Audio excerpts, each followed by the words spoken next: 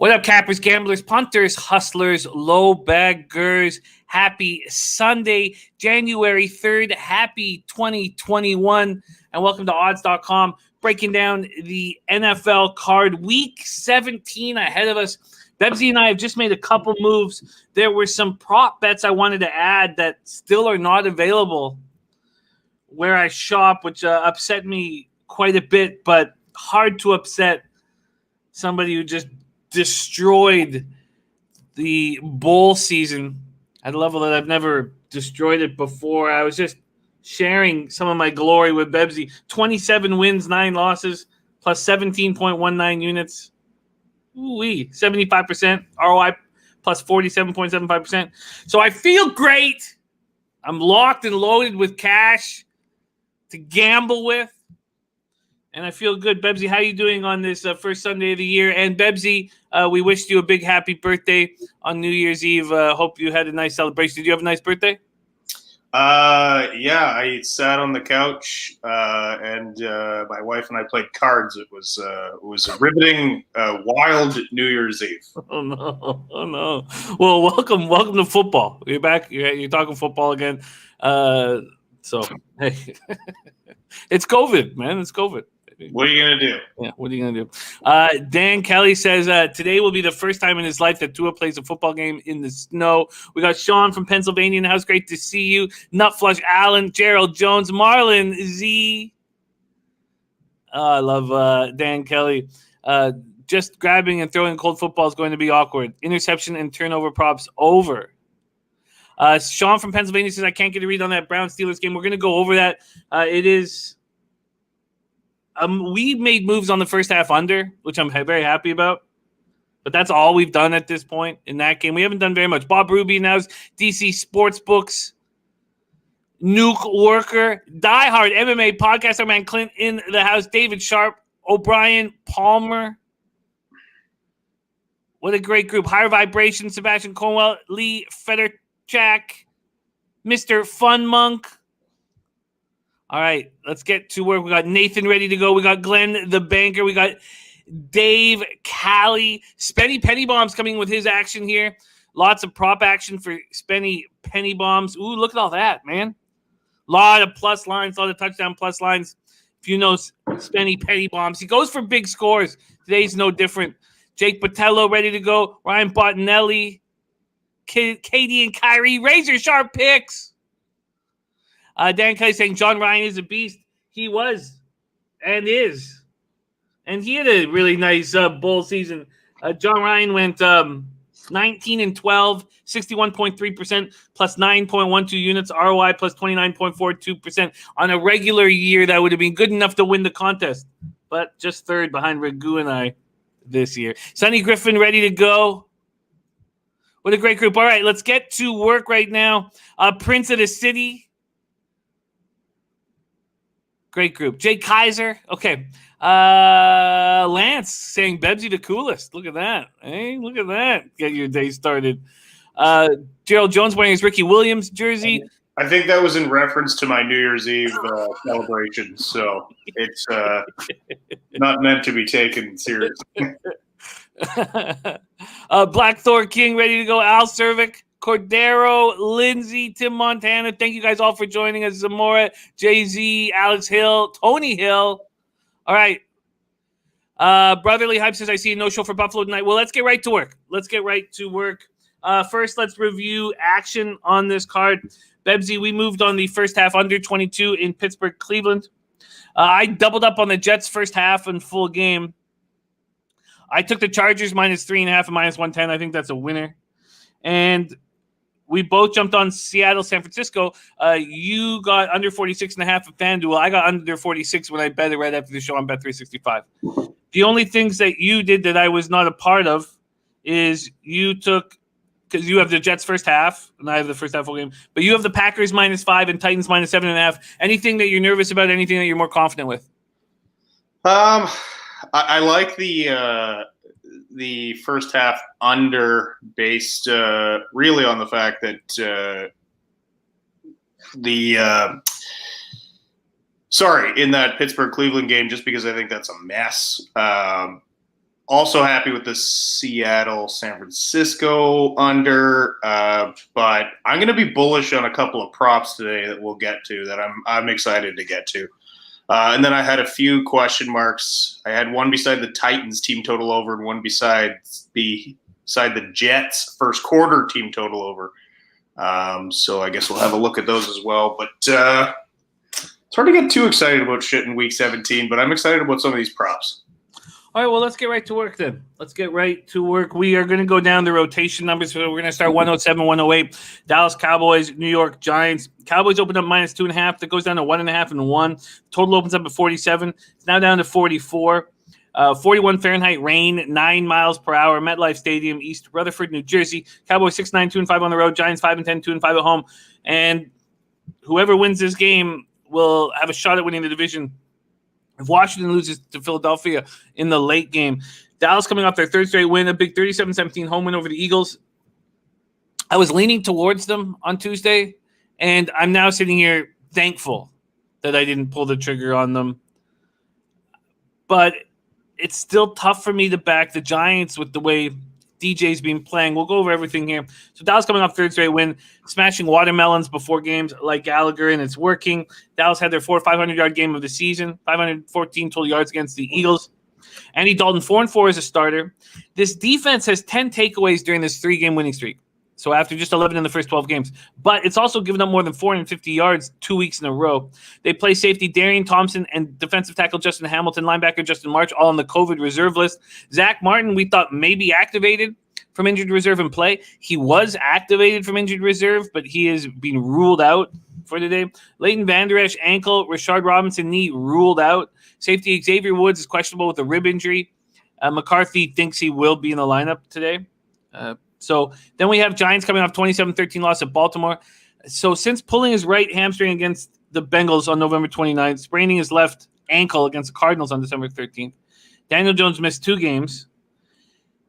He is the second leading rusher for the Giants. He's run once for 3 yards in his last 2 starts. That's what he's done with this injury. He's just not leaving the pocket. That's enough almost to make me want to take the Cowboys right now, but is he getting healthier every day? He straight up says that injuries have limited his running. The Giants offense ranked 31st in the league, 257 points, are the second fewest in the NFL. Golden Tate, calf injury, was inactive last week. He's doubtful this week. Wide receiver David Sills placed on a reserve COVID list. Linebacker Cam Brownless is questionable. Tight end Evan Ingram, questionable with an ankle injury, but will be in the lineup today. So Evan Ingram will be in the lineup, and Kyler Fackrell, who we were waiting for to be activated in time to play this game, has been activated. So this is a very difficult game, and I haven't been able to make a move. Bebsy, take it away. Cowboys, Giants, are you interested in anything? I kind of have the same feeling as you, is I want to back the Cowboys, but at the same time, it's extremely hard to back the Cowboys, especially with all their injury situations, especially with the fact that Zach Martin's still not back. They have been playing well, but the Giants pose a bit more of a threat than some of the teams they've played lately, especially given the fact that it's a divisional opponent. And the Giants, I believe it was Al Cervic mentioned that the Giants love to beat up on Dallas. So that reason you kind of lean Giants, but then everything you said about Daniel Jones is spot on right now. It's really hard to back him. Who knows if he's getting a little bit healthier, but I don't think at this stage of the season a week is going to be enough of a difference for him. He looks like he's playing hurt. So I can't – I want to jump on one of these teams because it's one of the games that matters this week, sort of, but I just can't. Yeah, it is difficult. Thank you for the kind words, Matthew Capelli, my guy. Nuke Worker says, I think the Cowboys can win by 2 today unless game time weather is rain. So it gets up to 41 Fahrenheit. So although it may be snowing now, that's supposed to turn into rain. Ryan Bottinelli says the under might be it. It might be, but we've missed it. I mean, it's very difficult to make a bet that's moved 3 points already from an opener. So any prop bets interest you? We have our man David Sharp making a couple moves here. He moved on Slayton over 40.5 yards and Gallman over 51.5. I like his double up there. I think I would possibly be interested in the Gallman prop here. You got to figure they're going to be handing the ball off to him with Daniel Jones not at 100%. So I think I will take that Gallman prop. Oh, wow. Okay. Well, let's shop there. Question, what do you think about Zeke right now? He seems to have gotten over the calf muscle. I know the calf muscle might still be a bit of an issue, but he just, I don't have the number in front of me. I believe he's like 73 yards or something like that away from 1,000. Do you expect him to be rolling today? Well, his prop is set at 65.5, and it's a little high for me just because of the talent of this Giants defense. They have been a quietly good defense all season long. I would say this, given the inconsistency of Zeke, if you were going to take his rush prop, I would probably double it up with the Tony Pollard rush prop. Again, one kind of protects the other in a way, and there is still a chance that they both hit. I'm not going to do it, again, because of the matchup against this defense. So if I were to do it, I would take them both. Well, let's see what you can get here with the Gallman prop. Let's go to player props. We're just going to line shop for Bebsy really quickly here. Gallman rushing yards, 52.5. I'm always rooting for you. And Die Hard MMA podcast, you make a very valid point. When Pollard came in and showed that he can do it, Zeke stepped up. But they can't get out of Zeke's contract anyways. That guy's getting paid a fortune.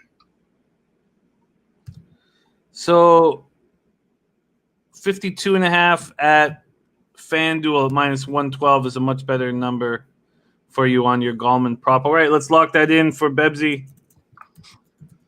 Gallman over 52.5 half rush yards minus 112 at FanDuel. All right, Bebsy's made his first action.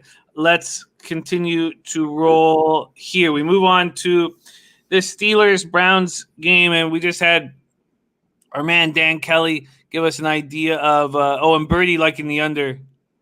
I just can't take it after it's moved 3 points. Enough flush out Giants win for my division winner. That would be nice. And I know there's a couple of you. Al Cervic has that too. And that was one that Dennis Garcia was talking about, and he got it at I can't remember, 20-1 or 18-1. Can I find this? Yes. Dan Kelly says NFL says out of an abundance of caution, they're giving all of the Browns a quick COVID test this morning. Make sure you know the results before any bets. This is a tricky game here. Cleveland minus 10 across the board. There is 9.5. This total opened up at 41. It's now 43 or 43.5. The leading indicator books have moved it to 44.5. The first half total is still a half point under what we got it. Actually, no, the leading indicator books have moved it to 22. So it's back to 22. We had beaten a line move. That is no longer. There's a schnizzle in the house. Dan Kelly said that was from the NFL Network show this morning. 38 Fahrenheit, cloudy, 10 miles per hour. FirstEnergy Stadium, Cleveland, Ohio. Steelers 12-3, 5-2 on the road. Browns 10-5, 5-2 at home. Steelers snapped their 3-game losing streak. 28-24 win at home over the Colts. Clinch the AFC North Division. They need to win the lockdown. They needed to win the lockdown, their division championship, and the 3-game losing streak. Now that they've done that, they don't care about the number 2 seed. That's up for grabs with the Bills. They've announced that Roethlisberger, TJ Watt, defensive end Cam Hayward, center Marquise Pouncey will not make the trip to give them additional rest ahead of the postseason. Kicker Chris Boswell and safety Terrell Edmonds are also out due to injury. They've placed cornerback Joe Hayden, tight end Eric Ebron, and reserve linebacker Cassius Marsh on the reserve COVID list. Mason Rudolph will start at quarterback in place of Roethlisberger. J.C. Hassenauer is going to fill in for Pouncey at center. Matthew Wright will kick for Boswell. and Justin Lane or Cam Sutton could fill in for Hayden at cornerback. Then we have the Browns coming off 23-16. Just pop this in here. Coming off a 23-16 loss at the Jets. Browns have could have clinched the playoff spot if they had beaten the Jets. We all remember what happened. They had no wide receivers. They lose 23-16. All the wide receivers were out with COVID. So the Browns have been dealing with COVID all week. Their facility's been shut down 3 of the last 5 days. Thursday, top cornerback Denzel Ward and linebacker Malcolm Smith, tight end Harrison Bryant, all tested positive. So they've all been ruled out. Cornerback Kevin Johnson was also placed on the COVID list. So if the Browns do make the playoffs and beat the undermanned Steelers here, they'll be doing that without their best defensive back, without linebacker B.J. Goodson, who is their defensive signal caller, and safety Andrew Sandejo. They did get Jarvis Landry and 3 other receivers who missed last week's game back. Linebacker Jacob Phillips was also activated. Stefanski expects Wyatt Teller to be in the lineup. Rookie guard Nick Harris has been ruled out. So they've recently lost Chris Hubbard to a season-ending injury, and now they don't have Nick Harris. So they need Wyatt Teller very badly. Linebacker Sean Takataki and Tay Davis ankle injuries are questionable. Offensive lineman Kendall Lamb is sick. Very, very interesting game, and we have Birdie who's already moving on the Steelers plus 10. Take it away, Bebsy. I don't know how, Birdie, I really want you to hit it, and I'm rooting for you, but I don't know how you can back the Steelers with all those players out and Mason Rudolph at quarterback. I mean, he had plenty of time to show you last year that he can do some damage, and he absolutely does not give me any confidence in the Steelers. It's just, look, the COVID issues with the Browns, that could wind up being a genius play. It really depends on who plays and who doesn't. I mean, when are we going to know about this? Like, if we don't know now, you know, is an hour going to be enough? Like, I want to jump on the Chubb Hunt double up rush prop today, because I can't see too much else going for them beyond Higgins, who's been a real bright spot for the Browns. There's not too much else I want to jump on. I still have these nightmares from my first year down in Costa Rica, and that week 17 was just unbelievably bad. For show 94, I love your fucking bonehead picks. Jets, Lions, Dolphins for show 94. Nuke Worker says, according to ESPN Stats and Info, the Browns are a double-digit favorite over a winning team for the first time in 52 years. Al Mac also liking the Steelers plus 16.5 on a teaser. It's just Viper MB says, I never bet week 17. Yeah, man. Nick B says, is Garrett in today? Rudolph going to be seeing ghosts? I don't know. Like, if Teller's back and Wills is back, I really think the Chubb – like, if you're the Browns, you have to just feed Chubb and Hunt all day. Yeah. It's a game I want no part of. I'm already on the first half under 22. Those of you that are interested in the under, the precipitation or whatever, it completely dries up in Cleveland for this game. And this late action is all over the over right now. Let's just see where the money is. I'm going to double up on that rush prop. I'm going to do it. I'm going to be real sad if neither of them are playing. But didn't they already go through COVID, those two? I can't remember exactly if they have or not. It's such a blur. We have 59% of the cash on the Browns, 57% of the tickets, and 65% of the cash on the over, 61% of the tickets on the over. Okay, double up props. So let's go over to FanDuel and see what they're offering you for Cleveland Browns running backs here. And lock Bebsy in. All right, here we go. So, Bebsy, take a look while I do FanDuel. See if you got a better line at Bet365. But I've got you Chubb 72.5 and Hunt 37.5. They're each 1 yard higher, but the Chubb prop is minus 160 at Bet365, minus 120 for the Kareem Hunt. These are both at minus 112. Done. FanDuel is. Okay. All right. Wow. That's wild. So the Nick Chubb bet being hammered at 365. Nick Chubb over 72.5 rush yards at minus 112. And Kareem Hunt over 37.5 rush yards at minus 112, both at FanDuel. All right. And we move on. We got a parlay from Brandon. I'll pop up on the screen. Alsari says the second half will be a dead zone, in my opinion. Pitt doesn't have running game on a good day. They will not even be pro ball in the second half. If Browns get up, maybe everyone rests under. Oh, I agree with the chat that this should be an underplay here, unless you're getting defensive scores, which, with the players that are out for both teams, I can't have a ton of faith in the defenses here. But I agree with Jimmy. Once you've missed that line movement, it's hard to take.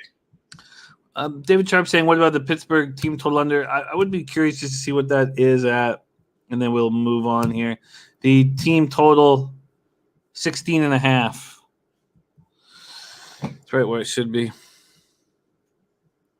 Okay, let's move on. We move on to Jets Patriots. I doubled up on the Jets. I had some cryptic messages sent to me that it was a mistake. First half, a full game. What do you mean you had cryptic messages sent to you? I had some funny messages sent to me saying that I'm making a terrible mistake here. Okay, so they weren't cryptic. They were just funny. They weren't like, beware the Jets under the Jade Moon? Like, what the fuck?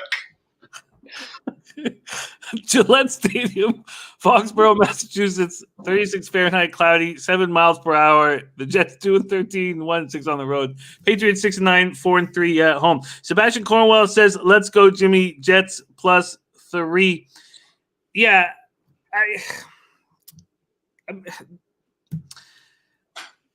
this is week 17 is always tricky, but to me, this was kind of a blatant look. Now, so were the Chargers -3. I see that's gone to 4.5 and possibly 5. But this hasn't moved. I got the +3 at -105, +2.5 at -105. Now it's -110, so maybe 5 cents. But I wanted this to have moved off of this crucial number of 3 to make me comfortable. Let's just see where that, as we speak right now. Yeah, 3s across the board. This total opened up at 41. It's now 41 or 40.5. Jets are coming off their second straight win, 23-16 at home over the Browns. Clinched second overall pick in April's draft. On track to finish last in the NFL in total offense for the second straight year. That hasn't happened in franchise history, 2 straight years of last in the NFL in total offense. They're averaging just 15 points and 275 yards per game. Frank Gore on injured reserve with a bruised lung. Rookie LaMichael Pirines on reserve COVID list. He's the first Jets player to test positive for the coronavirus during the season. That leaves the backfield duties to Ty Johnson and Josh Adams on Sunday. We saw that happen in Week 13, and Ty Johnson was excellent. I believe he ran for 102 yards. Quarterback Sam Darnold has not had a turnover in his last 3 games. That's personal best for him. 3 TD passes, no interceptions in that span. Center Josh Andrews placed on injured reserve. Cornerback Bless Austin's been ruled out with an illness. Cornerback Javelin Guidry and wide receiver Jeff Smith are questionable. Patriots on short rest and prep after their ugly 38-9 loss at New England. Allowed the season worst 474 yards. Newton started last week against Buffalo. They fell behind. He was pulled in favor of Stidham. We don't know what Belichick's plan is here. He's been kept everything tight as always. Patriots have beaten the Jets 9 straight. The Jets haven't won in Foxborough since 2008. Newton struggled this year. He threw for 5 touchdowns and 10 picks. 5 touchdowns. He's thrown for fewer than 100 yards 4 times. His 12 rushing TDs lead the NFL for quarterbacks. He enters the game 27 yards from breaking the franchise record for rushing yards set by Steve Grogan 1978, 539 yards. Damian Harris, only Patriot to finish with at least 5 yards per carry in a single season. He's placed on injured reserve. He won't play. Guard Shaq Mason has been ruled out with a foot injury. Julian Edelman won't be activated from injured reserve. Tashawn Bauer and Josh Yuki were placed on injured reserve. And we talked about the injuries that they had. It was wild. They lost 7 guys to injuries late in that game, that horrible game they just played. So Shalik Calhoun, questionable with a knee injury. Juwan Bentley, questionable with a shoulder injury. I already talked about Shaq Mason being out. Devin McCourty, questionable with a shoulder injury. Dante Moncrief, questionable with a thigh injury. Nick Folk, questionable with a back injury. Bethel, Slater, Heron, J.C. Jackson, Jermaine Uyumanor, Byron Cowart, Adam Butler, Joel Cardonia, Anthony Jennings, Therese Hall, Lawrence Guy, all questionable. It just – is Belichick really going to get the best out of these backups and beat the Jets? Bebsy, this seems like a spot that should be good here. No, I still like your play, and I'm going to stick with my first half only. And my only apprehension is I don't know why they did it. Why say it? We all knew it was coming anyways. But just announcing that they're probably going to fire Gase after the game, like, we know. Why say it? It's just weird timing to come out with that before the last game. So you got an Adam Gase with nothing left to lose, and what's that look like on the field? Like, how insane is this game going to be? What kind of crazy shit is Adam Gase going to pull, or is he just going to treat it like every other game in that he's not prepared? He's got 3 plays for the game plan for the entire game. The guy's just a disaster of a coach. So there's my only apprehension in this. I'm still comfortable with the first half here. I had a question mark from Tuesday beside the Ty Johnson prop, but it's not available on 365. It is not available. No, let's see if it's available anywhere else. Yeah, I agree. If it was available, I think it should be attacked. Yeah. Dan Kelly thinks that Gase could be up to tricks, knowing this is his last, hopefully, head coaching job ever. Let's see if I can get you I would love to see Adam Gase put on the pads today. Top set. I'd love it. Take a couple of snaps that pivot. No, there are no rush yard props available. That's a damn shame. Anytime touchdown score, Ty Johnson plus 130. They did give a Sam Darnold rush prop. Let's give you a little taste.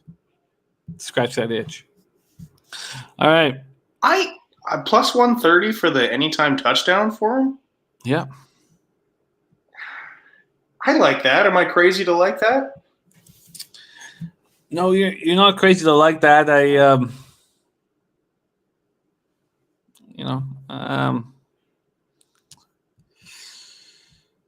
You're not crazy, and you're getting plus money on it. Yeah. Thanks.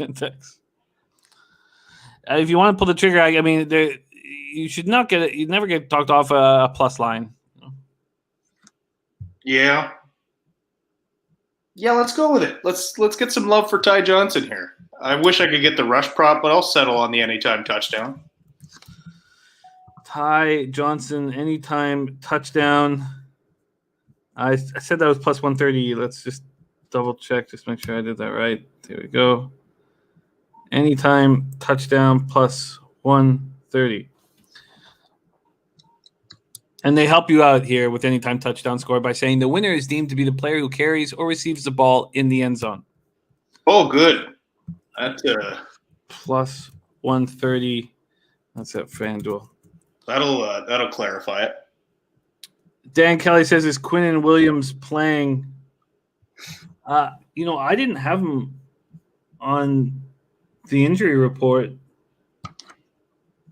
but Let me just double check that very quickly. I don't have him on the injury report. Was he?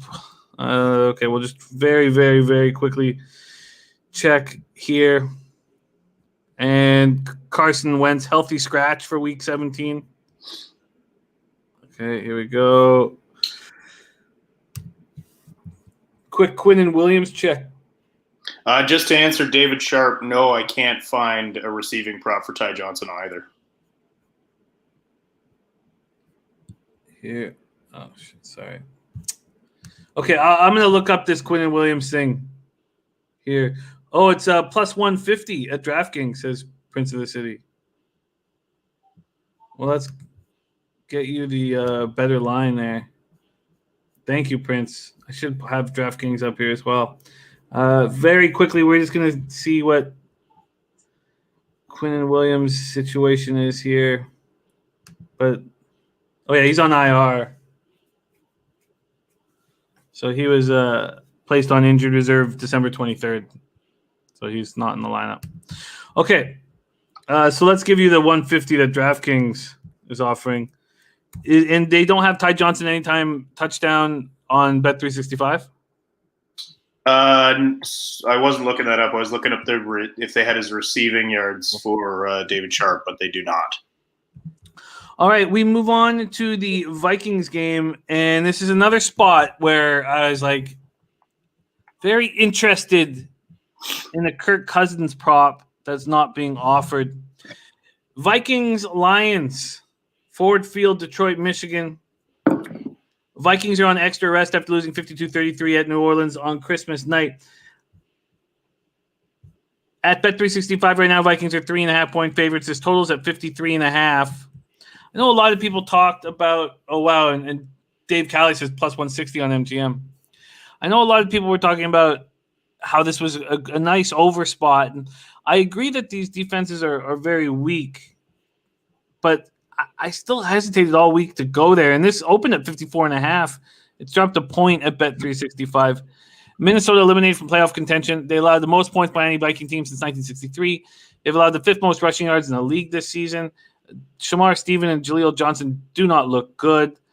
Zimmer explained of all the players that they've lost. We talked about that on the Tuesday show.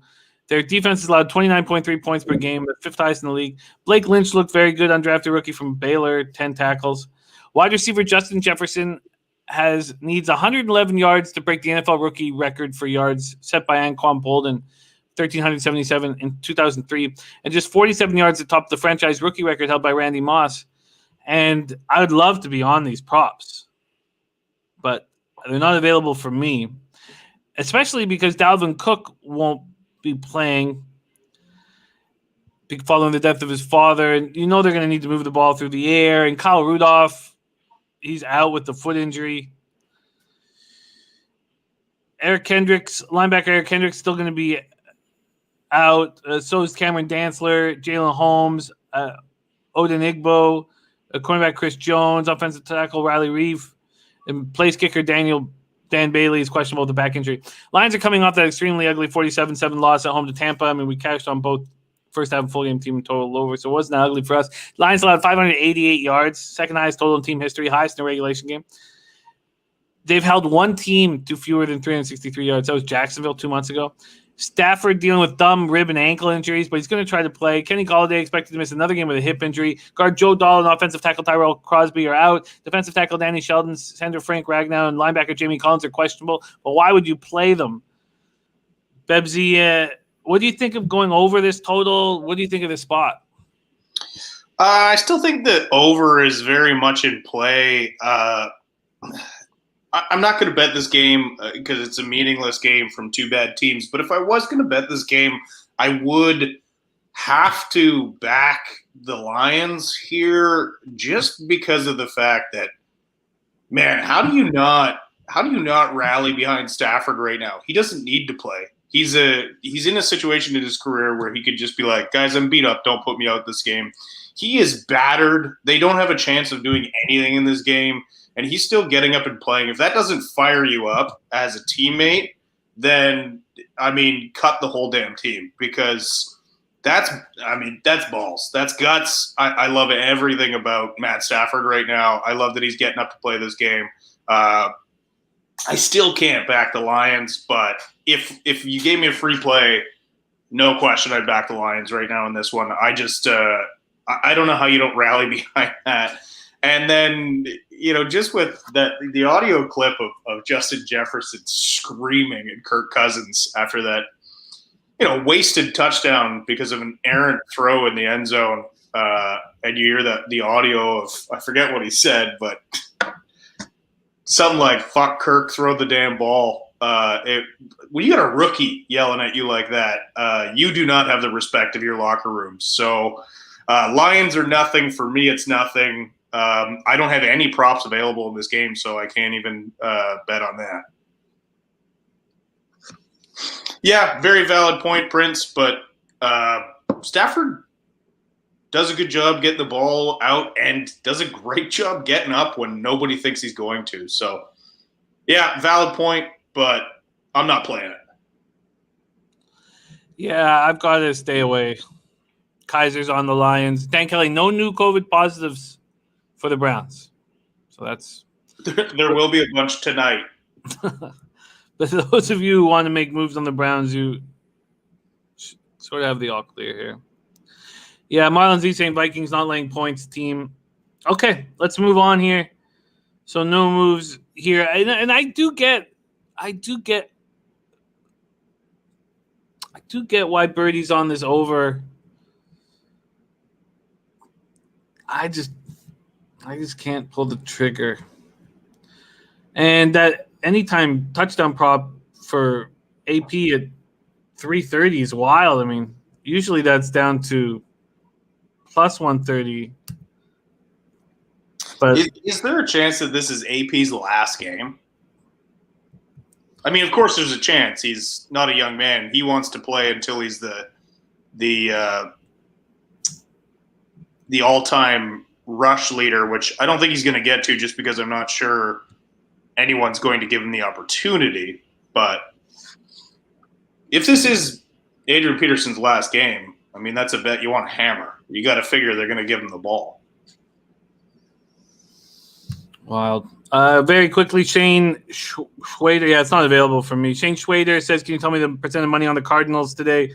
Yes, I can. 56% of the cash on the Rams. 54% of the tickets on the Cardinals. Okay, we move on to Falcons, Buccaneers. This was another spot where I wanted to know what Matt Ryan's player prop was. Of course, not available. Raymond James Stadium, Tampa, Florida, 65 Fahrenheit, cloudy, 7 miles per hour. Falcons, Buccaneers. The Buccaneers open as 6-point favorites. It moves to 7. It then moves to 7.5. This total opens up at 50. It's now at 50.5. Dutch boy, fresh. What up, my friend? Ron Walsek in Tampa says perfect weather in Tampa. Rain over with mid 60s degrees. Sun coming out now. Thank you for sharing that, Ron, my guy. Happy New Year, my man. Falcons up 4-11. Overall, 2-5 on the road. Buccaneers 10-5, 4-3 at home. Falcons coming off a tough 17-14 loss to Kansas City. Team has gone 4-5 under Raheem the Dream Morris, including a 31-27 loss at home to Tampa 2 weeks ago. Center Alex Mack, concussion illness slated to miss Sunday's game. Quarterback Darquez Denard, wide receivers Julio Jones and Brandon Powell are also listed as out. Defensive end Charles Harris listed as questionable. Buccaneers coming off that beatdown of Detroit. They've won 3 straight. Set a franchise record with 588 yards. Brady's throwing a franchise record 36 touchdown passes. Buccaneers have clinched a wild card spot, but if they want to keep their seed, the 5th seed, which is very important because it will allow you to play the winner from the NFC East in the first round.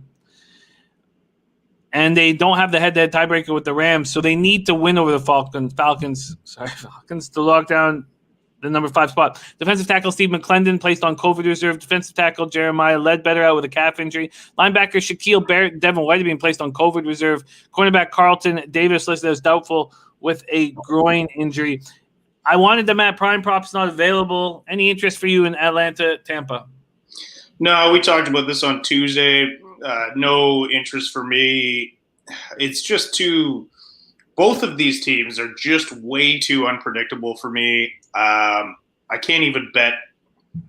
Maybe a Falcons team total over if it's low enough. We talked about adding a Matt Ryan rush prop or a passing prop,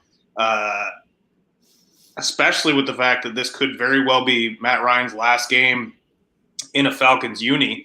But I can't find it. I can't find that anywhere. So for that reason, there's nothing in this game for me.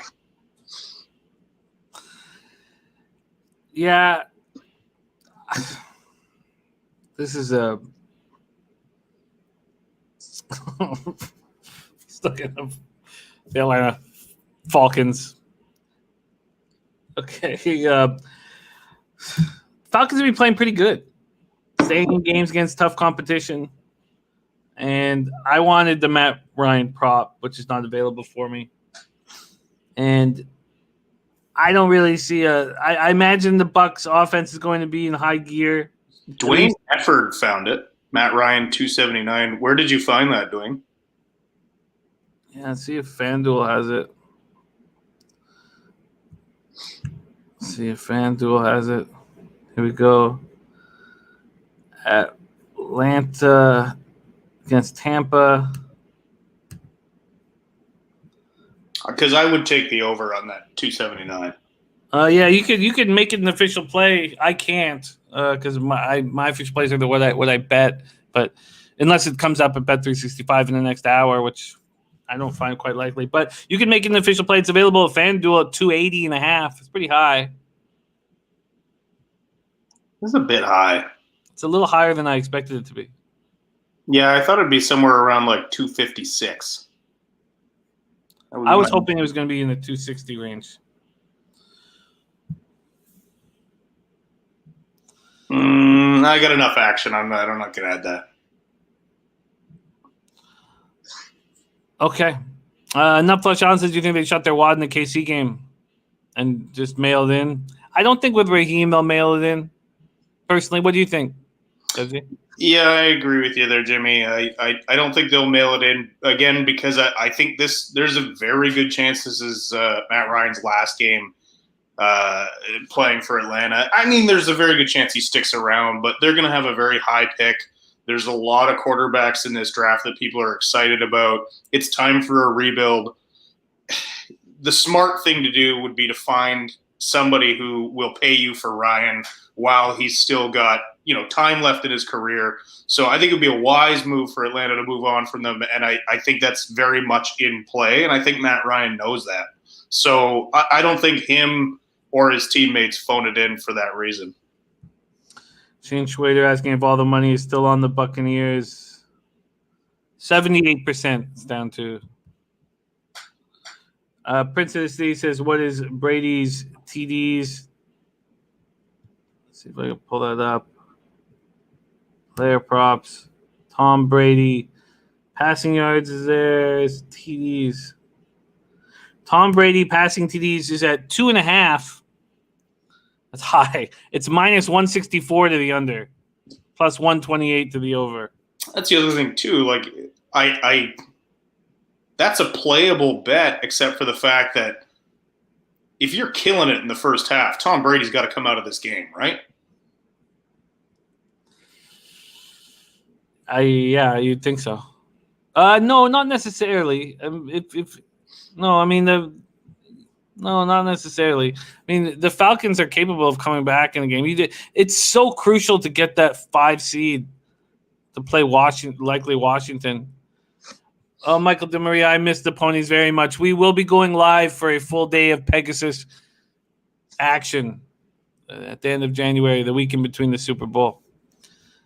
Hopefully watch Charlatan become a multi-millionaire. Prince of the City says yes. Nutflesh says Tom will not come out. I do not think Tom comes out until it's completely done in the 4th. Okay, so let's move on here. Oh, if the Bucs are getting smoked, sure. If the Bucs are losing by 25, it's just crucial to get that 5th seed. All right, let's move on to the Ravens Bengals spot here and figure out if there's possibly a play to be made here. Baltimore dealing with a bunch of questionable players. Ravens 10-5, 5-2 on the road at the Bengals 4-10-1, 3-4 at home. The Ravens open up as 11.5-point favorites. That moves up to 14 and it starts dropping. It's now at 13.5. It's still opened up at 44. It's now 44.5. The leading indicator books have moved it to 45. Wow, now Max saying the Dolphins are suddenly minus 160 favorites. Wow. Okay, we'll be talking about that very, very soon. And Shane Schwader saying Falcons are $70 million over the cap next year. Matt Ryan or Julio gone for sure. Josh, what's happening? Gundam Atticus. Could be both of them, Shane. Could be both of them. Shane Schwader says, I love the Ravens today. 38 Fahrenheit, cloudy, 9 miles per hour. Paul Brown Stadium, Cincinnati, Ohio. Ravens coming off 27-13 home victory over the Giants. They've won 4 straight. We talked about their gaudy numbers in December and Jackson's numbers in December. But we're in January now. Ravens have jumped the Browns in Week 16. They also hold, because they hold the head-to-head series sweep, the Ravens would be in the playoff again as a wild card with a win over the Bengals. If the Ravens lose, they would need either the Browns or Colts to lose to get in. Lamar Jackson needs 92 yards rushing to become the first quarterback in NFL history with 2 1,000-yard seasons. Rookie J.K. Dobbins has displaced Mark Ingram as a starting running back. Jackson leads the way with 908 yards rushing. Gus Edwards, 663. Dobbins, 645. The former Ohio State star. Dobbins, 7 touchdowns, 1 in each of the past 5 games. Baltimore defense has 11 sacks in the last 2 games, and their list of injuries is very long. Ngakwe, thigh injury, questionable, game time decision. Marcus Peters, calf muscle, questionable, but is expected to play. Defensive end Calais Campbell, questionable, is expected to play. Mark Ingram, illness, listed as questionable, is not expected to suit up. Gus Edwards, back injury, is expected to play. Marlon Humphrey, knee, shoulder, questionable. Willie Snead, ankle injury, questionable. DJ Fluker, guard, questionable. Jimmy Smith, questionable with the shoulder and ribs. Guard Patrick McCarry, back injury, questionable. Any interest for you here, Bebsy? Not in the spread at all. I see a lot of people want to hammer the Ravens, and I get it. They've been killing bad teams lately, but just listen to that laundry list of injuries that Jimmy just said for you. I can't take it because it's a little bit too high. I get why you would, but one thing I am on for sure is I'm going to take that Lamar Jackson rush prop. I've got it at 62.5. I believe that everybody in that locker room knows that stat. They want him to be that guy. He wants to be that guy. I think we'll see a lot of designed runs from Lamar today. And even though the Cincinnati Bengals have played reasonably well on defense lately, I just don't think they're built to stop him from getting that score. So getting that 1,000 yards, which it would give us a lot of buffer room in that bet. So I'm going to take that. What was the number that you have? I've got the 62.5 minus 120 at Bet365. Okay, because it's 63.5 minus 122 at FanDuel. So let's get you Lamar Jackson over 63 or 62.5, excuse me, over 62.5 rush yards at minus 120. That makes sense. Just wonder if they want to protect him a bit, but it's more important to probably get to that 1,000. What did I say? He needs 92 yards rushing to hit the 1,000? Yeah, 91 or 92. And, that's still a 30-yard buffer, even if he comes up short. Wow, look at the news from Al Mack. Josh Allen not starting.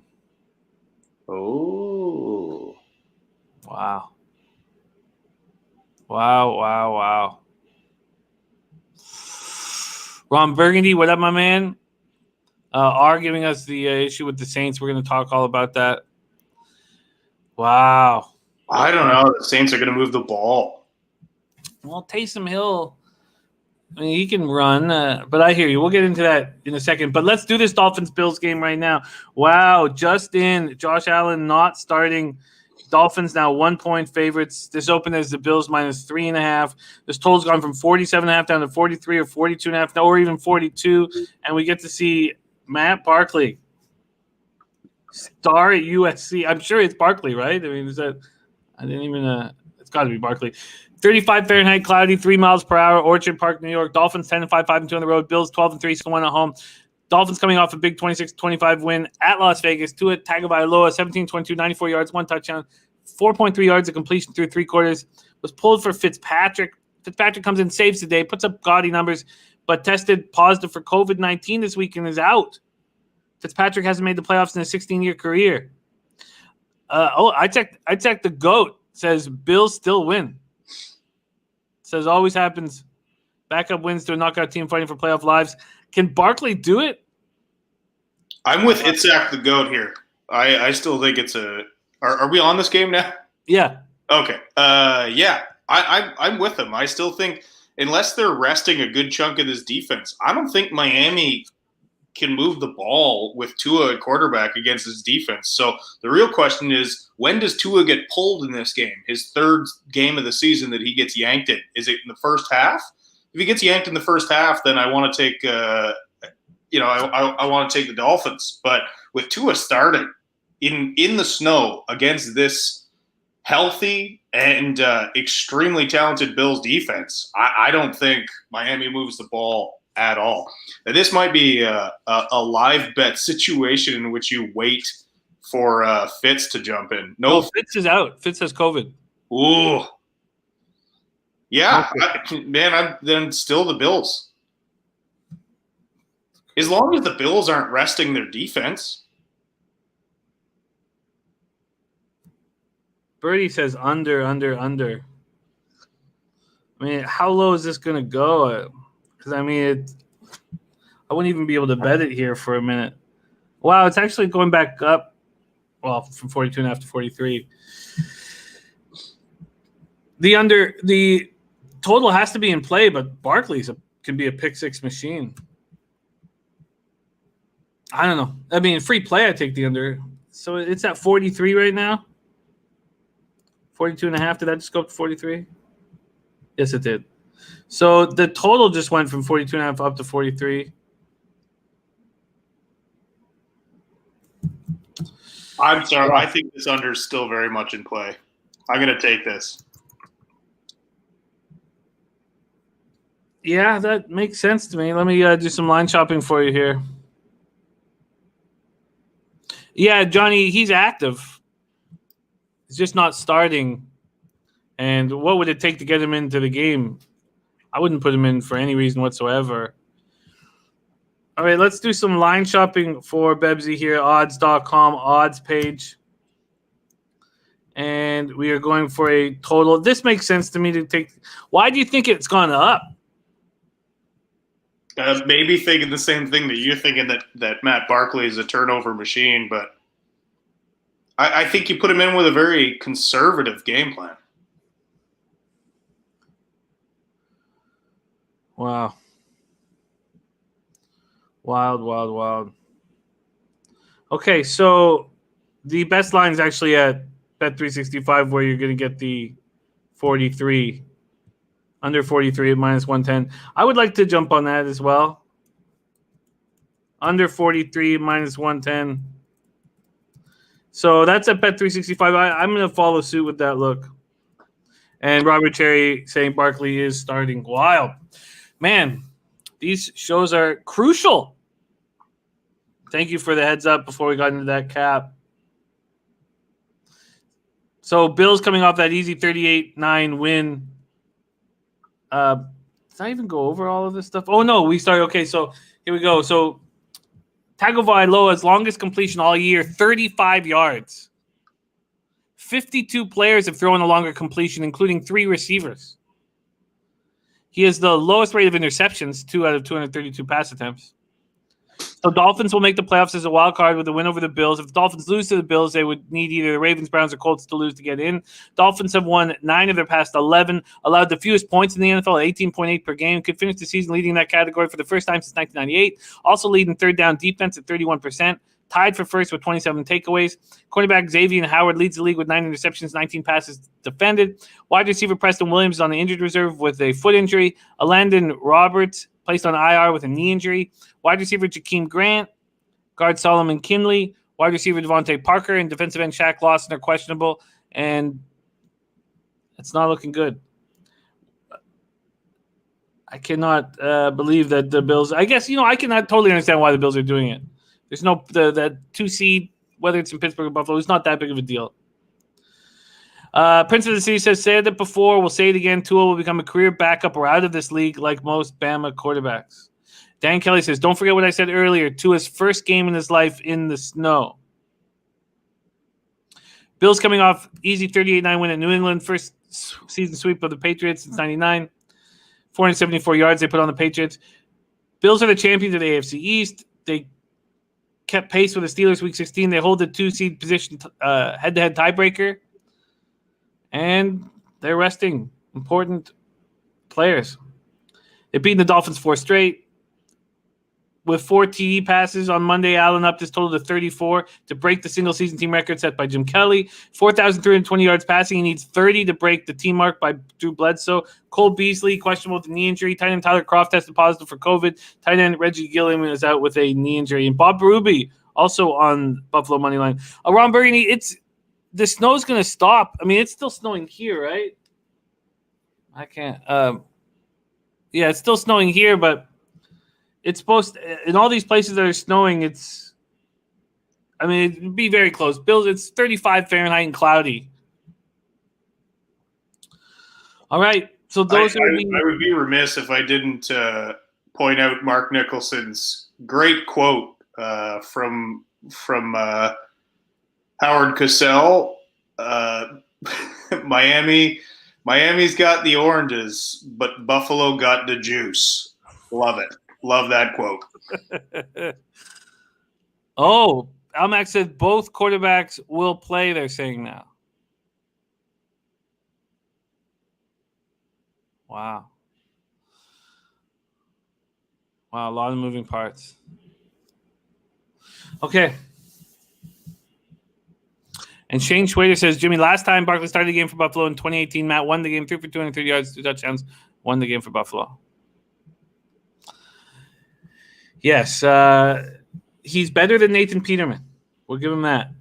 Okay. Don't trash Nate. We moved to 4:25 p.m. Eastern, and we start with Jags Colts. We move to the afternoon games, and we start with Jags Colts. Let's see what we are dealing with from a line perspective. Rotation number 103, 104. The total opens up at 50, goes down to 48 or 47.5. Colts open up at minus 14. They're now minus 14.5. Lucas Oil Stadium, Indianapolis, Indiana. Jacksonville coming off 41-17 home loss to the Bears. Clinched number 1 pick in the draft. Marone ruled out DJ Shark, shin injury. James Robinson is going to miss the game because of badly sprained left ankle. Glennon will make his 5th start of the season. He has 2 touchdown passes, 6 turnovers in his last 10 quarters.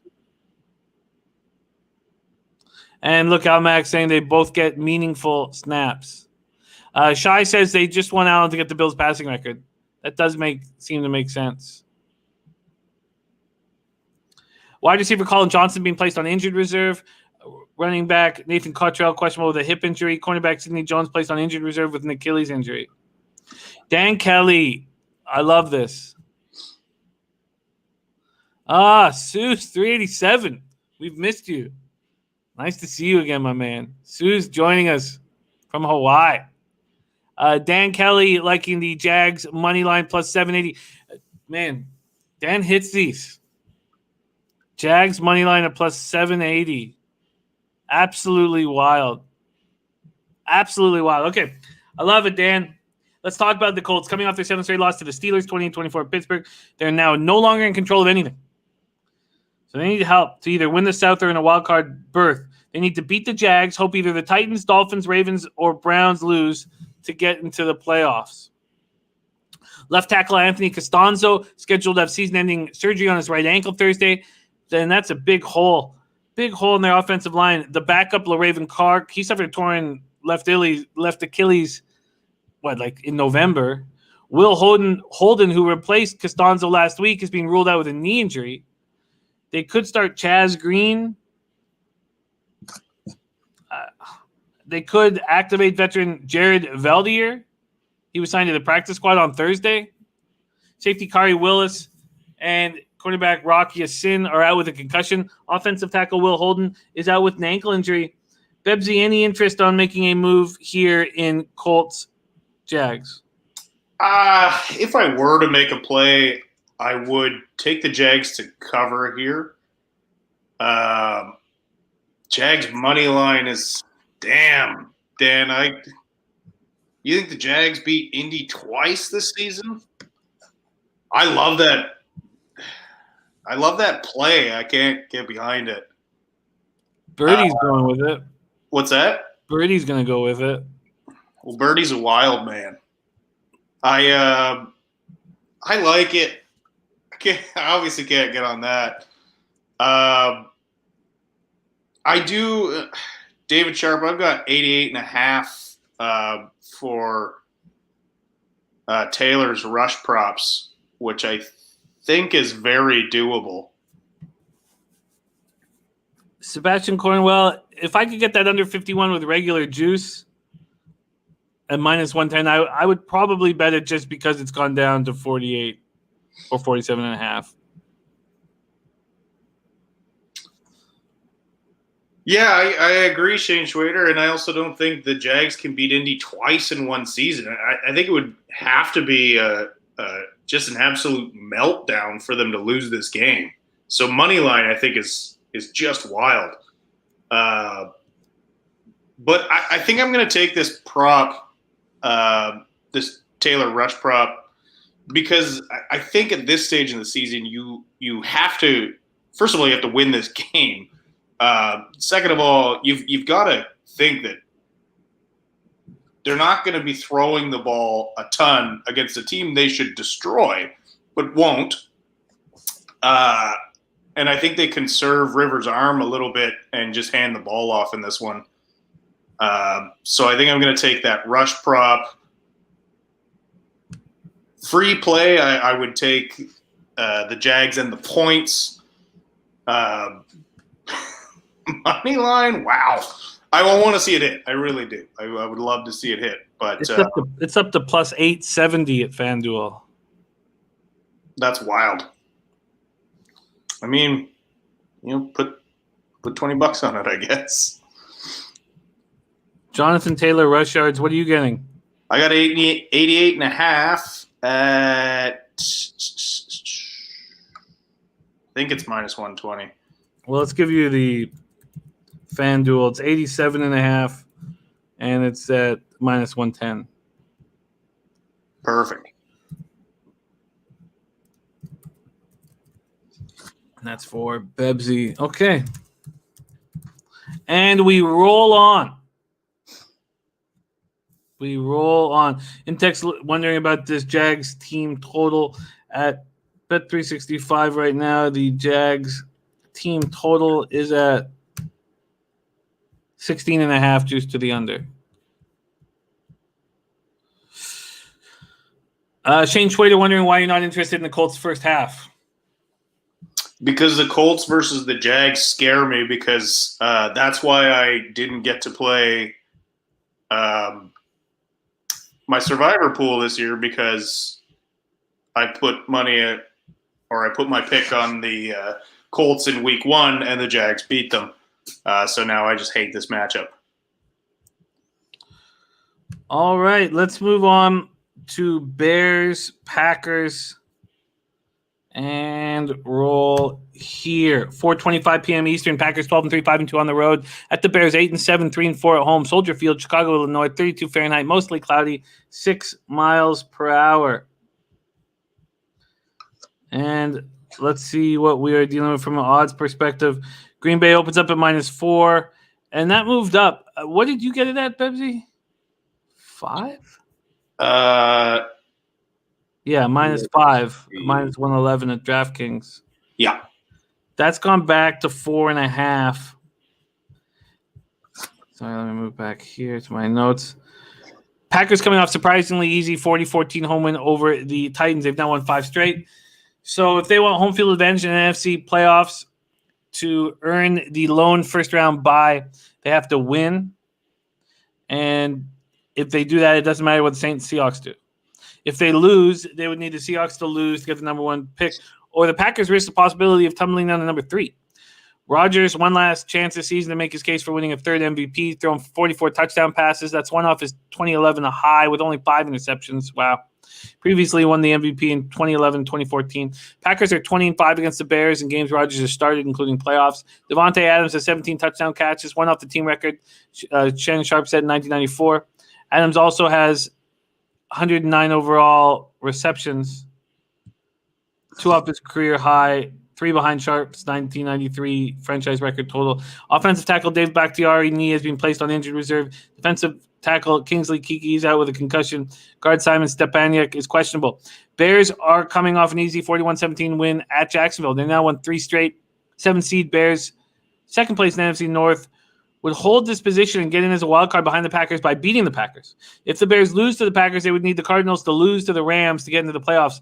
Chicago scored 30 or more points in the 4th consecutive week.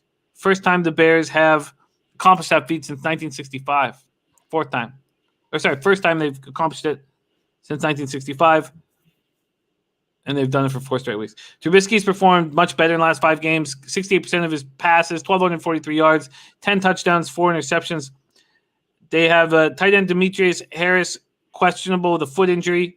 Tight end Cole Kmet questionable with a shoulder injury. Buster Skrine out with a concussion. Cordero Patterson questionable with a knee injury, but he was full practice on Friday, so he should be in. Quarterback Jalen Johnson out with a shoulder injury. Tashawn Gibson Sr., safety, questionable. Bobby Massey, offensive tackle, has been designated to return from IR, so he should be in the lineup. Safety Devin Bush, Devin Bush, Steelers long gone. Deion Bush, questionable. Okay, Bebsy, tell us why you like the Packers here. Look, I just love Aaron Rodgers with home field advantage on the line, playing a divisional opponent that he really just has dominated. Man, this guy loves playing at home, but this guy also loves playing in Chicago. So unless I'm missing something, as good as the Bears have been as of late, I just think the upper hand goes to the guy I think is going to take the MVP down this year, and that's Aaron Rodgers. So I'm backing Aaron in this one. Also, the David Montgomery rush prop is just sitting there at 77.5, very doable because this Bears defense is going to put up a fight, and they're going to keep this game from being a situation in which, Rodgers can just hand the ball off. So this winds up being a bit of it's going to be a fight. So for that reason, I'm going to go to this David Montgomery well again because the market refused to correct itself. So what have I got here? I've got 77.5 at -120. All right, let's see if I can beat that quickly over at FanDuel. David Montgomery prop has been cashing for you. And player props. You got 77.5? Yeah. Same here, but it's -110, so let's give you this. Beauty. All right, David Montgomery over 77.5 rush yards, -110 at FanDuel. Bills are now +170. +170 at Pinnacle. Wild. And I popped up our man Razor's comment on this and says, public just saw the Packers blow out the Titans and now are playing an average Bears team, and line is only 4.5, which is down from the 5 at opening. Packers must win for home field. Line is 4.5. Doesn't add up. I agree. That scares me a little bit. Okay. And Ray Charles, 27, says, careful, Bebsy. Packers -5. Montgomery over 77. Montgomery's been cashing for you, time and time again. Yeah, like I said, I'm going to take this. I'm going to take this until it doesn't hit. Ron Burgundy says the book is begging us to take the Packers. Yeah, but Shane Schwader, I get your point. They didn't do much to stop Henry, though. If you watch that game, Henry couldn't plant and cut. The snow was killing him in that game. And not all of them, Sebastian Cornwell. The A&M Carolina game went over. And the Packers have had a terrible run defense all year. That Henry, the snow did more to stop Travis Henry Derrick Henry, than the Green Bay Packers. Birdie's on the Bears +5.5 says very undervalued at the moment. Very, very, very, very interesting spot. All right, let's move on to Titans-Texans. And if you guys are noticing, I'm not making a lot of moves on this week's card. It's just a rule for me on Week 17. I may add something, and we got Robert Cherry bullish on the Packers. And Dan Kelly saying the Bills game going to be a live bet situation. Buffalo's engagement in the second half will depend on the Pittsburgh-Cleveland score. Good points, Dan. All right, let's move on to Titans-Texans. Titans-Texans is next up here, 4:25 p.m. And I got to speed this up, man. Okay, we'll speed this up quite a bit. Titans open up at -7. This total, and they're there right now. This total opens up 56 down to 54.5 or 54 in RG Stadium, Houston, Texas. Titans 10-5, 5-2 on the road. Texans 4-11, 2-5 at home. Titans coming off disappointing 40-14 loss at Green Bay, lowest point total of the season. They will now secure the first AFC South title since 2008 with a victory. They're in the 4th seed right now. They hold the division record tiebreaker over the Colts. With a win in Week 17, Titans would keep this seed as South champions. With a loss, the Titans can still win the division with the Colts loss. But if the Titans lose and the Colts win, the Titans would need a loss by the Ravens or Dolphins to get at least a wild card berth for a second consecutive season. Derrick Henry is a career high, 1,777 yards rushing, a 220-yard lead over the closest running back, Dalvin Cook, who won't be playing. Henry's 223 yards from becoming the 8th player in NFL history to run for at least 2,000 yards in a season, and the first since AP in 2012, who ran for 2,097. Titans put 4-time Pro Bowl punter Stephen Gostkowski on the reserve COVID list Monday, and then they added 3-time Pro Bowl punter Brett Kern on the list Tuesday. Now, Brett Kern is not on the injury report this morning. I don't know if anybody else knows more about this, but Gostkowski still is. The Titans have help on the practice squad with Sam Sloman, 7th-round pick by the Rams earlier this year. Played 7 games for Los Angeles before being released. He was 18 of 21 on extra points and 8-11 on field goals with a long of 42. And Trevor Daniel can come in and punt. Linebacker Derek Roberson out with a hamstring injury. Linebacker Darren Bates and fullback Kari Blasingame are questionable. Texans coming off disappointing 37-31 loss at home to the lowly Bengals. 4th straight loss. Watson putting up the best statistics of his 4-year career. Needs 313 yards passing to pass Matt Schaub for the most in single season in franchise history. Watson, 12th overall pick 2017, 1 pick in his last 10 games. Thrown for more than 300 yards in 5 of his last 6. Offensive tackle Larry Tunsil, doubtful ankle injury. Offensive tackle Brent Cavale on injury reserve with concussion. Running back Duke Johnson, quarterback Philip Gaines are questionable. Safety Eric Murray and linebacker Whitney Merciless are out. Bebsy, Titans, Texans, take it away. Shane Schwader, stop yelling at me. Look, I can't. I hate that there's a better line out now. It's not much, but it's a little bit better than what I got. But I still just look. Houston is. They're just a decimated, defeated team. I don't know if Watt is going to. Like Watt's speech, I don't know if that's going to instill enough confidence because there's just not enough playmakers left on this team. So I feel so bad for Watson. He deserves better, but I'm still happy with this pick. I don't like the line movement, but I still think Tennessee's got to smash. I don't know how they stopped Derrick Henry in this. He had a soft week last week again because of the snow. But I think he smashes this week. My rush prop on him is 125.5. Wow. I think he beats it. I can't bet it. It's just a little too high for me, although I think he probably ends the day with close to 200 yards. Yeah, I'm going to stay off here. Cheer for you to get home with the Titans.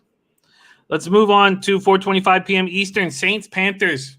Man, I was on Tuesday. I said I want the Panthers, but I'm going to wait. The Panthers are I just can't trust them, even though the Saints are a mess. Saints open up as 5.5-point favorites. That moves to 6. There is a couple fives out there. This total opened up at 51. It's now down to 47 or 46.5. Talk about a game with moving parts. Bank of America Stadium, Charlotte, North Carolina, 55 Fahrenheit, partly cloudy, 6 miles per hour. Saints coming off dominant 52-33 victory at home over the Vikings. They have a tough path to number 1 seed. Because they lost to the Packers in week 3, they would lose the head-to-head tiebreaker. Saints must beat the Panthers and hope the Packers beat the Panthers. And if the Packers win and the Seahawks create a 3-way tie where they would have the number 1 tiebreaker based on conference record for the number 1. Interesting. Okay, so then 3-way tie, they would be able to get in. New Orleans seeking to become the first team to finish 6-0 in the NFC South since the division was formed in 2002. And now let's talk about COVID. So Alvin Kamara, who leads the team in both yards, rushing and receiving, on the COVID reserve list. So he's unavailable. The Saints team 9-1, leading at halftime, second in NFL in time of possession. Now let's talk. So these are the guys that are out because of contact tracing. Fullback Michael Burton, running back Dwayne Washington, running back Latavius Murray are all out. Also, DJ Swearinger on the COVID list. Safety Marcus Williams, ankle injury, out. Tight end Josh Hill, hand injury, out. Cornerback Patrick Robinson, hamstring, out. And safety CJ Gardner-Johnson, reserve COVID list, out. Quan Alexander, linebacker, as you guys know, on the injured reserve with that Achilles. Wow. So Taysom Hill is going to be running the ball. Panthers coming off a 2013 win at Washington, snapped their 3-game losing streak. Teddy Bridgewater, 5-0 last season, the Saints starter. 4-10 this season with Carolina. Threw for 254 yards, 2 TDs with no interceptions in a 27-24 loss at the Saints earlier this year. Mike Davis has 3 TDs rushing in his past 2 home games. Third among running backs with a career 59 receptions. DJ Moore has put together back-to-back 1,000-yard seasons. But Carolina has enough issues where I wanted to talk out whether I'm going to back him. Russell Okung out. Troy Pride Jr., IR, cornerback. Defensive end, Gross Matos, Austin Larkin, and Obata are questionable. McCaffrey won't be playing. Mike Davis is doubtful with an ankle injury. Brian Burns, doubtful with a shoulder injury. I mean, you get these guys out of the lineup, and do I want to back them? I guess not. Itzhak the Goat says the Panthers +7 looks nice. I thought that as well. But could you take this team without Davis or Brian Burns? And we know there's no Russell Okung. Let's see what Bebsy has to say about it. Saints-Panthers.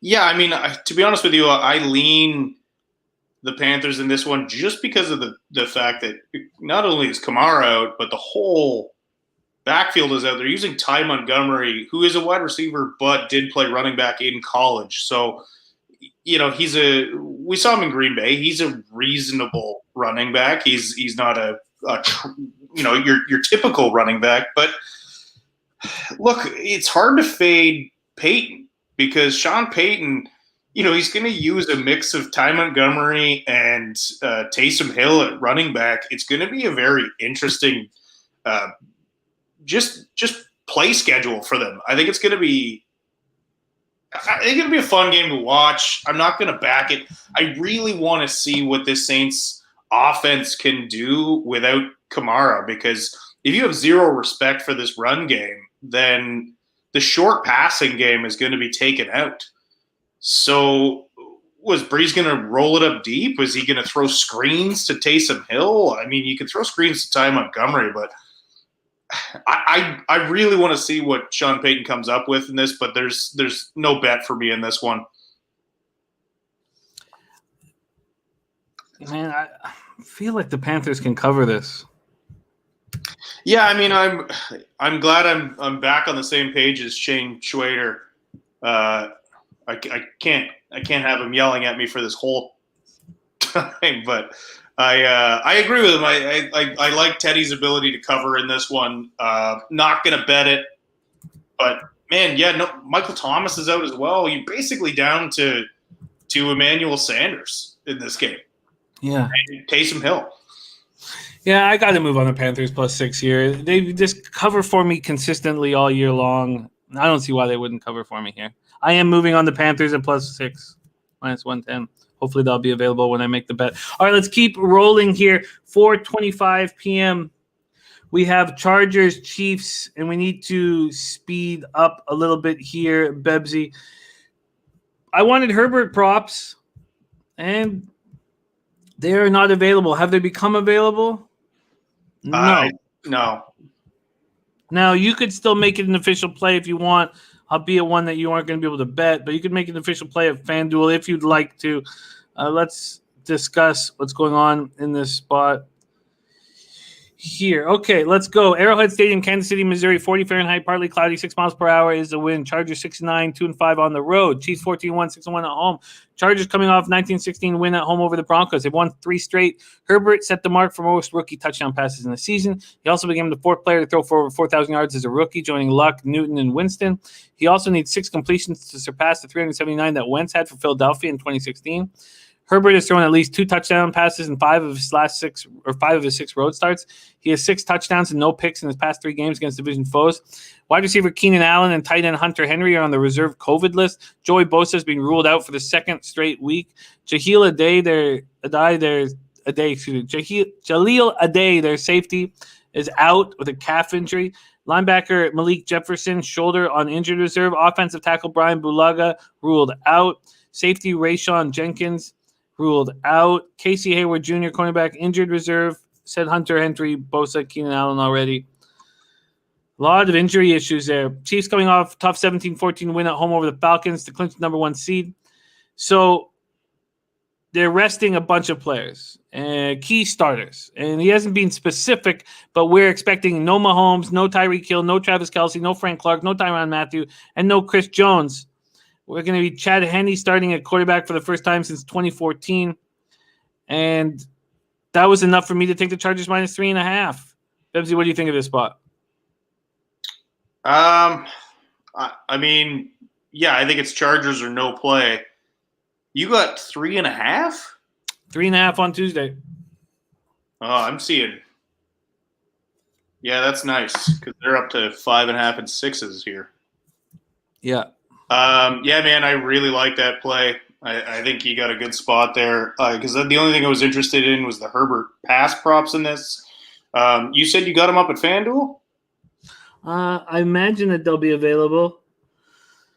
David Sharp saying no Bell prop here. I would have been 9-3 last week had I not made those 2 Le'Veon Bell props. Yes, let's get this for you quickly here. Looking at the Herbert prop just to make an official pick.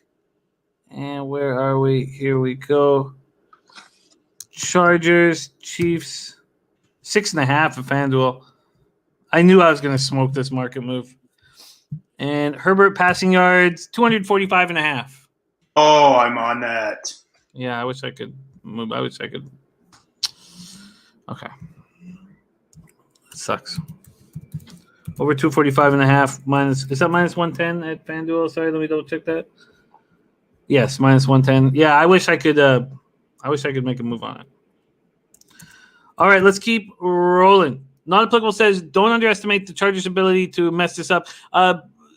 In Texas, wondering what your juice was on that Henry bet rushing yards. Was it -120 on the Derrick Henry? I just checked. It was -120. -120. Okay. David Sharp says it's low for a reason. No Allen is scary. It'll be a sweat. I think he'll be playing all the starters are out for the Chiefs. Okay. Ray Charles doing Herbert passing, Jefferson receiving, and Lamar rushing parlay. That sounds sharp to me.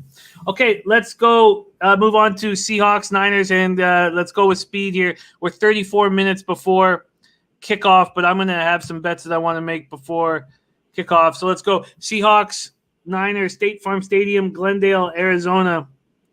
Seattle opening up at -4. They're now -7 or 7.5.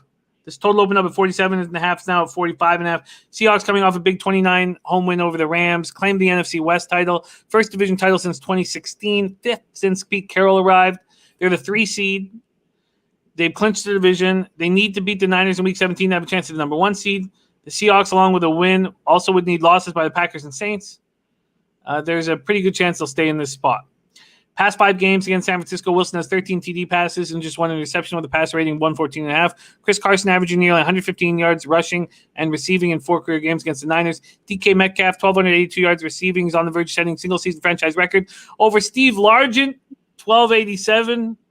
I love DK Metcalf, so I can let the Largent record go because I love DK Metcalf. 20 points scored on Sunday. Seahawks would set a franchise record for points in the season with 453. Seattle's defense allowing a league low 15 points per game over the past 7 weeks. What a job Norton Jr. has done. Seahawks have held 5 straight opponents to fewer than 20 points. What a turnaround. Longest streak for Seattle since 2014. And they're resting Greg Olsen. Here's what else they're doing here because they've got a lot of moving parts. Safety Demarius Randall out. Offensive tackle Brandon Shell out. Running back Carlos Hyde out. Cornerback Jason Stanley out. Jamarco Jones, offensive tackle, out. DJ Dallas out. Travis Homer out. Greg Olsen out. Quentin Dunbar on injured reserve. You guys know that already. Niners coming off 2012 win at Arizona. Beathard making first starts in 2018 was 1-9 as starting quarterback. Kittle returned, caught 4 passes for 92 yards. Wilson ran 22 times for 183 yards. 49ers are one of 3 teams along with the Rams and Atlanta to not allow a 100-yard rusher all season. Beathard, 3 TD passes.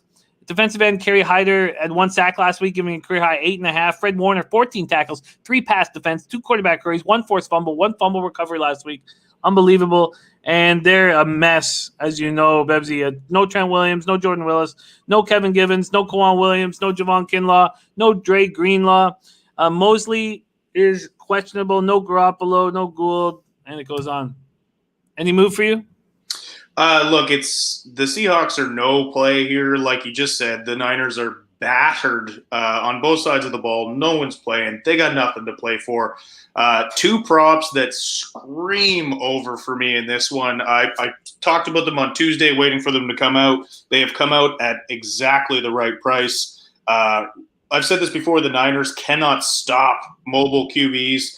Starting with Russell Wilson, his rush prop is only 20.5. That is a smash for me. And also, they don't have anybody who can cover DK Metcalf. And DK Metcalf is sitting there at 66.5.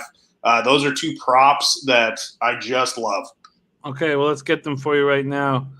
Very quickly here. I got to move. All right, player props. So let's just compare and contrast quickly. Russell Wilson rush yards. I have 24.5. What do you have? I got 20.5. Oh shit! At -120. Yeah.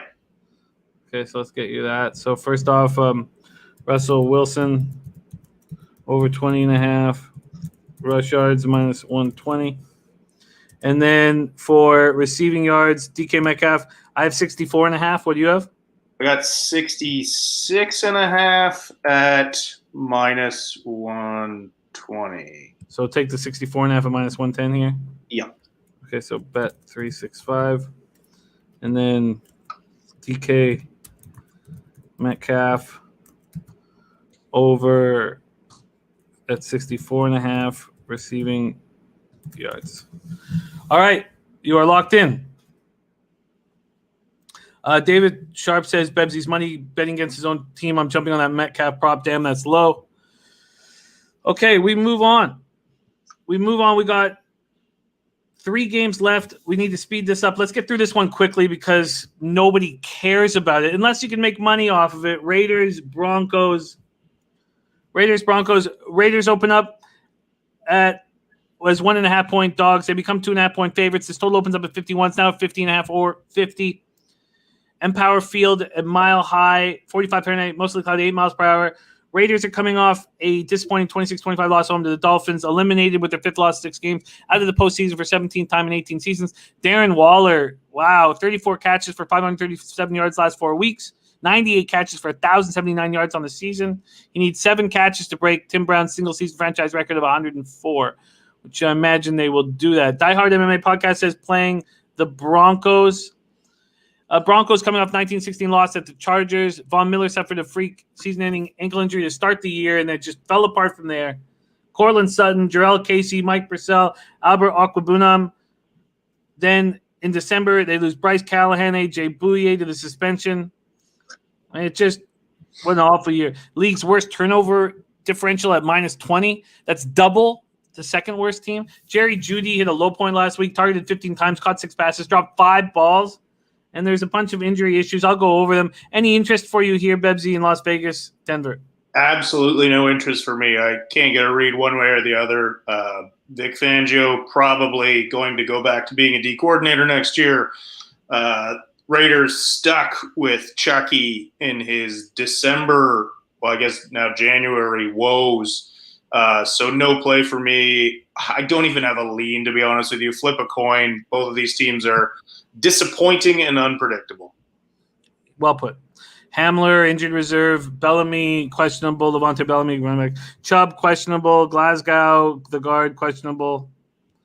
That's for the Cowboys. For the Raiders, Denzel Good, out. Trent Brown, out. So there's 2 guys on the offensive tackle, out. Cleveland Farrell, injured reserve. Running back Jalen Richard, out. Let's just move on. Okay, Cardinals, Rams. So we got 2 big games left on the card. Cardinals, Rams will be the first one up. Rams open up as 1-point favorites, and a lot of movement in this game. You could have got them as 2.5-point dogs last night. That's gone. They're now pick them at some books and most books, 1-point favorites. So last night they were available plus 2.5. SoFi Stadium, Inglewood, California. Cardinals 8-7, 4-3 on the road. Rams 9-6, 5-2 at home. Arizona coming off 2012 loss at home to San Francisco. Cardinals also have control of a wild card berth like the Bears. They would be in with a win over the Rams, or they go home. There's no scenario where the Bears losing gets the Cardinals into the playoffs. Cardinals defense has been outstanding at putting pressure on opposing quarterbacks last 3 weeks. 17 sacks, 14 tackles for a loss, 8 forced fumbles, 24 quarterback hits over that span. We thought when Chandler Jones went down that wasn't going to be happening, and it just continues to happen. Their offensive or their defensive front has been very strong. Fitzgerald questionable with a groin injury. They're optimistic he's going to play. Chase Edmonds, they're optimistic he's going to play. He's got a hip injury. Christian Kirk is out, reserve COVID. Darrell Daniels, tight end, questionable. Max Williams, tight end, questionable. Buda Baker, questionable, the neck injury. Safety Chris Banjo, out, reserve COVID list. Then we get to the Rams coming off disappointing 29 loss at Seattle. Rams can still reach the playoffs with a win over Arizona or loss by Chicago. So they're starting John Wolford at quarterback. After losing the NFC West, they're still trying to get this wild card berth. If they don't beat the Cardinals, they would need the Bears to lose to the Packers. They hold the head-to-head tiebreaker over the Bears. So Wolford starting in place of Jared Goff, who broke his thumb last week. Darrell Henderson sprained his ankle last week. They're also without Cam Akers, who has a high ankle sprain. Top receiver Cooper Kupp on COVID list. Defensive tackle Michael Brockers is also on the COVID list. Wow. And their pass defense held Fitzgerald, Hopkins, and Murray to 140 net yards passing 4 weeks ago. Wild. Bebsy, take it away here. Rams, Cardinals. Damon Santor with a great comment there. Arizona drafted Andy Isabella before DK Metcalf. It is true. Look, I don't know how you bet this game. The injuries and COVID situations on both sides of the ball are massive. I don't believe Kyler Murray will finish this game. He took a wallop at the end of last game and looked very uncomfortable. Didn't practice for a good portion of the week. I think playing him is desperation right now from Cliff Kingsbury, and I also think it's a mistake. Bebsy, will Hopkins go off on Ramsey? I don't think so. I don't think anybody can go off on Ramsey. I would still be interested in his props, maybe, but I don't know if Murray finishes the game, so I'm staying away from it entirely. The only look I like, and it's kind of a gut play, not going to play it, but if I had to pick, I would take the Rams in this one. Why? Because John Wolford was a finance accountant or something. And the last guy who had a normal people job and became the starter for the Rams was Kurt Warner. So this is grocery bagger number 2. Look out, John Wolford. This guy's he's gonna throw for 375 yards today. 4 touchdowns, no picks. I'm just kidding. Don't bet this game. All right, last game on the card, and there's a lot up for grabs. Washington Football Club, Philadelphia Eagles. Philadelphia opens up at -1.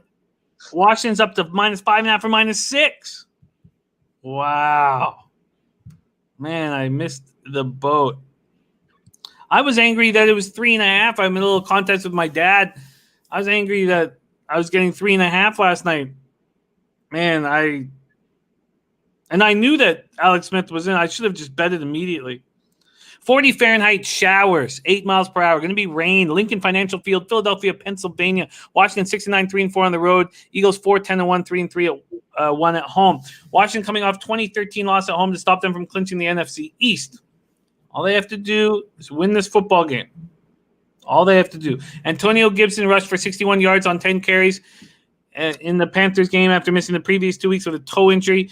Terry McLaurin, 1,078 yards receiving, 519 more than the next closest Washington player, even after missing last week's game with a nagging ankle injury. Chase Young leads all rookies with 6.5 sacks. He had a sack and a half in his first game against the Eagles. And Cole Holcomb had a season-high 11 tackles against Carolina in his return from a concussion. Let's go over all the moves injury-wise for this Washington Football Club here in this very crucial spot. Oh, I lost the page. And we have a huge market move towards these Washington Redskins. All right, here we go. So Antonio Gibson is questionable, but expected to be good to go. Alex Smith has been cleared to start. McLaren, questionable, plans to play. Thomas Davis Sr., the linebacker, is ruled out. Linebacker Kevin Pierre-Louis is questionable with the ankle injury. And then Thaddeus Moss, tight end, nursing a foot injury on injured reserve. So they're ready to go. Their moving parts are ready to go. Eagles coming off ugly 37-17 loss at Dallas. Defense shredded 513 yards, allowed 500-plus yards for 2 straight weeks. Hurts making his 4th consecutive start. And Carson Wentz whining like a little bitch. All he had to do was make it through one more game. Get the credit for making it through one more game. No, he's got to whine. He's a healthy scratch in this game. All he had to do was make it through one more game. He's got sucky baby written all over him. Does not look good on him. Hurts 21-39, 342 yards, touchdown, 2 picks against the Cowboys. He joined Lamar Jackson as the only quarterbacks in NFL history with 50-plus yards rushing in each of his first 3 career starts. Deshaun Jackson had an 81-yard TD catch last week. Darius Slay had his first interception of the season against Dallas. It took long enough, and it's just shocking that Carson Wentz couldn't make it through one more game. This is Nicole Roby-Coleman, cornerback, out, reserve COVID. Sean Bradley, linebacker, he's on injured reserve. Jordan Mailata, offensive tackle, concussion, out. Duke Riley, linebacker, injured reserve. Fletcher Cox, defensive tackle, out with a neck injury. Derek Barnett, defensive end, calf injury, out. Richard Rogers, tight end, ankle injury, out. Deshaun Jackson, ankle injury, out. Dallas Goedert, tight end, out. Miles Sanders, knee injury, out. Jalen Mills, safety, out. Linebacker Davian Taylor, linebacker, knee injury, out. Brandon Brooks, guard, out. Wow. Jake Kaiser loving his Redskins -3, as you should be. Bebsy, take it away. The big game on tonight's card, 8:20 p.m. Eastern, Washington, Philadelphia. Look, I'm so angry because last week I took the Washington football team in hopes that Alex Smith would be back and I would beat the line movement. I didn't because he didn't come back. I lost that game. I chose not to do that same bet this week. I wish I had because Alex is back and the line has moved. For that reason, I'm not taking this bet. I really wish I did. I still think they cover, but I can't. Now that I've missed that market move, I can't. I'll hate myself too much if they win by 3 and don't beat this spread. But yeah, I absolutely think Washington smashes. I think the Eagles, other than Hurts, just showing that he's ready for this big game. And by that, I mean being a starter in the NFL. There's nothing that Philly has to play for. They're just not going to do it. Washington is going to rally around Alex, kill it. The only play I'm making in this game is, once again, Logan Thomas's receiving props. They're very low. Again, they're just not correcting that. And I'm going to take I got them at 43.5 at Bet365. All right, let's see what I can give you here, if I can mess with that at all. Logan Thomas receiving props, if I can beat that for you at FanDuel. And that puts a bow on our card. Logan Thomas anytime TD plus 155. Receiving yards 45.5 minus 112. Is that what you have? I got 43.5 minus 120. Which would you prefer? I'm going to take the 43.5, even though I think probably both cover, but I'm going to take the 43.5. All right, you got it. Over 43.5 receiving yards at minus 120. Book it. Lock it in. There you have it, our entire card. We got to put a bow on this. We're 17 minutes away from kickoff, and I've got some bets that I need to make. Let's review action here. And Bebsy, give us a best bet, and I will do the same. And the best bet has to be at the odds right now. So I'm on Pittsburgh, Cleveland, first half under 22. Chargers minus 3.5. Seattle, San Francisco under 46. Jets first half plus 2.5. Jets full game at plus 3 from the first week. Bebsy's on Pittsburgh, Cleveland, first half under 22. Jets first half plus 2.5. Packers minus 5. Titans minus 7.5. Seattle, San Francisco under 46.5. That again is from Tuesday. Bebsy, you've added Gallman over 52.5 rush yards. You've added Chubb over 72.5 rush yards. Kareem Hunt, what was it, 37.5? Yeah, I think so. Over 37.5 rush yards. I didn't write the number for some reason. 37.5. 37.5, okay. You added Ty Johnson, anytime touchdown plus 150 at FanDuel. We stayed away from Vikings Lions. We didn't get the Matt Ryan prop available. You added Lamar Jackson over 62.5 rush yards. I moved on that under 43 in Dolphins Bills. So did you.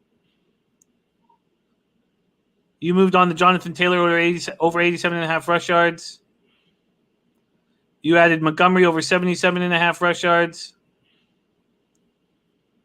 And I added Panthers plus 6. You added Herbert over 245.5 pass yards. You added the Russell Wilson over 20.5 rush yards. DK Metcalf over 64.5 receiving yards. And you added Logan Thomas over 43.5 receiving yards. Best bet time. Take it away. I still very much like my Jets first half minus 2.5. I also like that Russell Wilson rush prop. I've years of watching him escape the blitz and kill the 49ers. I just think more of that today. One thing we're going to do, guys, those of you sticking around for us right now, thank you. We're going to be back on Tuesday. That I don't think that has changed. Tuesday, we're going to break down the playoff games. And then I don't know. I'd like to keep that Tuesday schedule going so we can get ahead of the market moves. That'll be the plan at this point. So if that changes, I'll let you know. But Tuesday night, we plan to be in action. I like at the market right now. I like the Jets plus 3, and I like the Panthers plus 6. Jets plus 3, Panthers plus 6. Thank you guys so much for watching. We got a bunch of bets we've got to add in. I've got to make some bets. We got 14 minutes before kickoff. Truly, we have nothing without you. We're finishing here week 17 of the regular season, and you guys inspire us week in and week out to study harder and to enjoy the moment. We thank you for that immensely. Happy New Year to you guys. Sebastian Cornwell, Damon Santori. You guys drop your best bets in the chat would be great. Prince of the City, Jake Kaiser, Cup of Sun, Man, Bear, Pig, Dylan Turner, Jay-Z, Nuke Worker, Mark Nicholson, Alex Boo, Damon Santori, Dan Kelly, Big Ragu, David Sharp, Slats 45, Spenny Penny Bombs, some ODs, Bob Berube, Birdie, Al Mac, all you guys, Dylan Turner, thank you, Ray Charles, Thank you so much. Bebsy, any last words for the bow on this bad boy? Nothing much. Same as usual. Love you guys. Thank you so much for joining us. You're the best. I love the way you guys mind looks that I haven't thought of. But thank you so much for joining us, and let's get paid. Let's get paid in full. We'll see you guys on Tuesday night talking playoff football. Thanks for watching. On behalf of Bebeneck, myself, and everybody, odds.com, let's keep eating. We had a giant December. Let's